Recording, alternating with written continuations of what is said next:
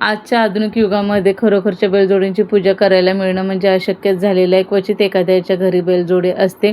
आज पहिल्यासारखं कोणी आता जास्त वापरतही नाही. वापरलीच तर ते शर्यतीच्या वगैरे ठिकाणीच पाहायला मिळतात. जास्त करून शेतीमध्ये तर आता आधुनिकीकरण भरपूर झाल्यामुळे बैलजोडींचा असा वापर होत नाही. पण पूर्वीच्या काळी बैलजोडीशिवाय शेती करणं म्हणजे अशक्यच होतं.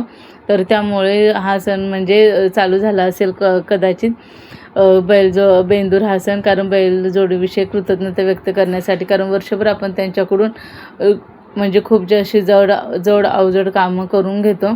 तर त्यामुळे तर इथे मी आता सगळ्यात पहिल्यांदा मातीची बैलजोडी असल्यामुळे पाय धुवू शकत नव्हते, म्हणून इथे फुलानेच पाणी शिंपडलं आहे.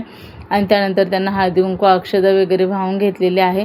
इथे माझ्याकडे पितळेची सुद्धा एक बैलगाडी आहे आणि लाकडीसुद्धा बैलगाडी आहे. त्यांनाही मी हळदी कुंकू वगैरे लावून घेतलेलं आहे. त्यानंतर आज पुरणपोळीच्या नैवेद्याचा मान असतो, वर्षाचा पहिला सण म्हणून. तर इथे मी पुरणपोळीचा नैवेद्य वगैरे केलेला आहे आणि देवांनाही दाखवलं आणि बैलजोडींनाही दाखवलेलं आहे.